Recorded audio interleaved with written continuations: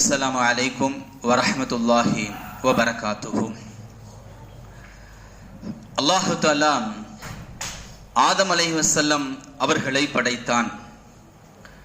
வதூலுஹு அவர்களுடைய நீளமாகிறது சித்தூன திராஅன் 60 முழங்களாக இருந்தன. நபி ஸல்லல்லாஹு அலைஹி வஸல்லம் அவர்கள் சொன்ன இந்த செய்தி அபூ ஹுரைரா ரலியல்லாஹு தஆலா அன்ஹு அவர்கள் அறிவித்ததாக புகாரியிலே பதிவு செய்யப்பட்டிருக்கிறது. ஆதம் அலைஹிஸ்ஸலாம் அவர்களை அல்லாஹு தஆலா 60 முழத்திலே அல்லாஹு தஆலா படைத்தான். 60 முழம் என்பது 90 அடியாகும். ஆதம் அலைஹிஸ்ஸலாம் அவர்களை படைத்ததற்கு பிறகு மலக்குமார்களுடைய ஒரு கூட்டத்தை காண்பித்து அவர்களுக்கு சென்று சலாம் சொல்லுங்கள், அவர்கள் உங்களுக்கு என்ன பதில் சொல்கிறார்களோ அவைகளை கவனமாக கேட்டுக்கொள்ளுங்கள், அதுதான் உங்களுக்கும் உங்களுடைய உம்மத்திற்கும் காணிக்கையாகும் என்று அல்லாஹு தஆலா சொல்லி அனுப்புகிறான். ஆதம் அலைஹிஸ்ஸலாம் அவர்கள் மலக்குமார்களிடத்திலே சென்று அஸ்ஸலாமு அலைக்கும் என்று கூறுகிறார்கள். மலக்குமார்கள் பதிலுக்கு அஸ்ஸலாமு அலைக்க வரஹ்மத்துல்லாஹி வரஹ்மத்துல்லாஹி என்பதை அதிகப்படுத்தி சொல்லுகிறார்கள். நபி ஸல்லல்லாஹு அலைஹி வஸல்லம் அவர்கள் கூறுகிறார்கள், நிச்சயமாக சொர்க்கத்திலே சொர்க்கவாசிகள் ஆதம் அலைஹிஸ்ஸலாம் அவர்களுடைய உருவத்திலே நுழைவார்கள். அலா சூரத்தி ஆதம், ஆதம் அலைஹிஸ்ஸலாம் அவர்களுடைய உருவத்திலே சொர்ணவாசிகள் சொர்க்கத்தில் நுழைவார்கள் என நபி ஸல்லல்லாஹு அலைஹி வஸல்லம் அவர்கள் கூறுவார்கள். கண்ணியத்திற்குரியவர்களே, உலகத்திலே சில மனிதர்கள் மிக உயரமானவர்களாக இருப்பார்கள், சில மனிதர்கள் உயரம் குறைந்தவர்களாக இருப்பார்கள், சில மனிதர்கள் நடுத்தர உயரம் உள்ளவர்களாக இருப்பார்கள். நாடுகளை பொறுத்து உயரங்கள் மாறுபடுவதை நாம் பார்த்திருக்கிறோம். ஆனால் சொர்க்கத்திலே அனைவர்களுமே 60 முழங்கள் உடையவர்களாக இருப்பார்கள். எந்த விதமான உயரங்களிலே ஏற்றத்தாழ்வும் இருக்காது. உயரங்கள் அப்படி என்றால் வயது எப்படி இருக்கும்?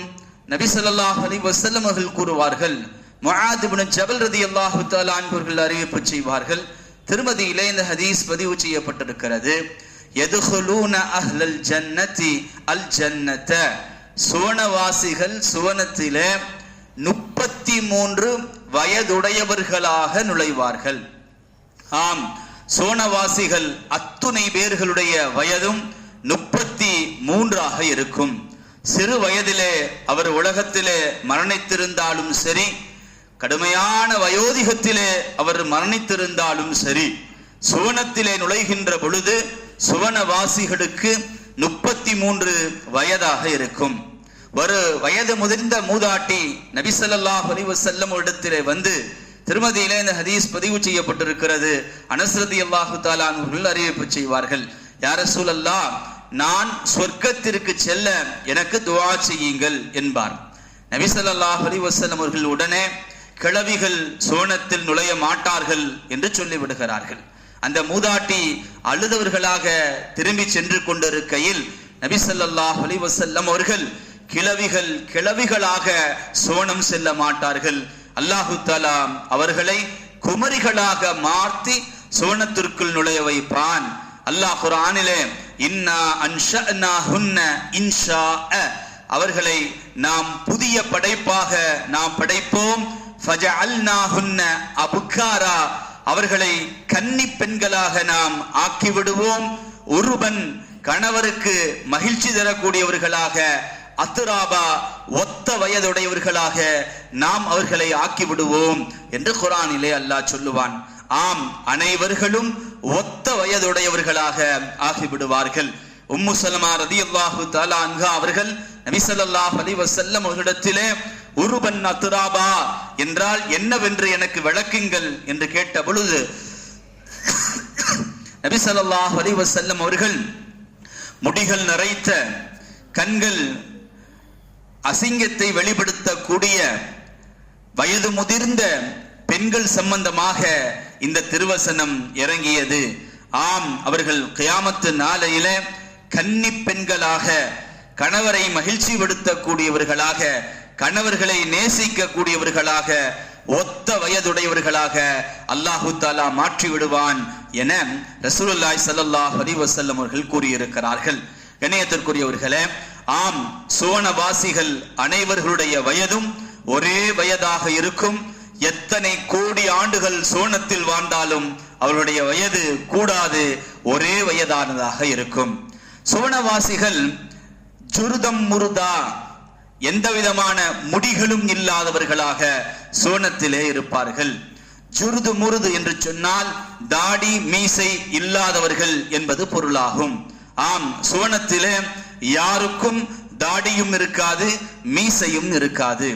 அது மட்டுமல்ல, முக்ஹலீன, இன்னொரு ரிவாயத்திலே குஹல், சுருமாயிட்டவர்களாக சுவனவாசிகள் இருப்பார்கள். ஆம், சுவனவாசிகளுடைய முகம் பளபளப்பானதாக, சுருமாயிட்ட கண்களாக மிக அழகானதாக இருக்கும். சுருக்கமாக நபிகளார் சொன்னதை போல இப்படி சொல்லலாம், சுவனத்தில் முதலாக நுழையக்கூடியவர்களுடைய முகம் 14ஆம் பக்கத்து நிலவை போன்று ஜொலித்து பிரகாசமானதாக இருக்கும் என்று சொல்லுவார்கள் இல்லையா? அவ்வாறே சுவனவாசிகளுடைய முகமும் உருவமும் பிரகாசத்தால் ஜொலித்துக் கொண்டிருக்கும். இது சுவனவாசிகளுடைய உருவ அமைப்பும் வெளித்தோற்றமும் ஆகும். சுவனவாசிகளுடைய புறம் உள்ளே அவர்களுடைய குணம் எப்படி இருக்கும் என்பதை இன்ஷா அல்லாஹ் நாளை பார்ப்போம். இன்றைய திக்ருக்கு சென்று விடுவோம். நபி ஸல்லல்லாஹு அலைஹி வஸல்லம் அவர்கள் கூறுவார்கள், யூனுஸ் அலைஹிஸ்ஸலாத்து வஸ்ஸலாம் அவர்கள் மீனுடைய வயிற்றிலே இருந்து சொல்லிக் கொண்டிருந்த லா இலாஹ இல்லா அன்த சுப்ஹானக இன்னி குன்து மினல் ஸாலிமீன் என்ற துஆவை, என்ற திக்ரை யார் அல்லாஹ்விடத்திலே சொல்லி எந்த தேவையை கேட்பாரோ அல்லாஹு தஆலா அதை நிறைவேற்றாமல் இருப்பதில்லை. நிச்சயமாக லா இலாஹ இல்லா அன்த சுப்ஹானக இன்னி குன்து மினல் ஸாலிமீன் என்று சொல்லி அல்லாஹ்விடத்திலே என்ன கேட்டாலும் கிடைக்கும். அது மட்டுமல்ல, என்ன கவலைகள் இருந்தாலும் அல்லாஹு தஆலா அந்த வார்த்தைகளின் மூலமாக கவலைகளை போக்கி விடுவான் என்று குர்ஆனிலும் அல்லாஹ் சொல்லி காட்டுகிறான்.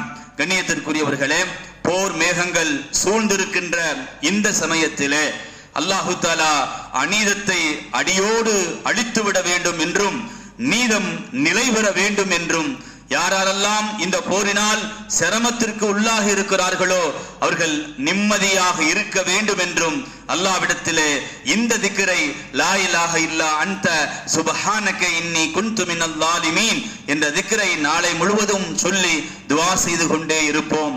அல்லாஹு தஆலா உலகம் முழுவதும் அமைதியை தந்து அநீதத்தை அழிப்பானாக. வாஹிர் தவான அனில் ஹம்துலில்லாஹி ரப்பில் ஆலமீன்.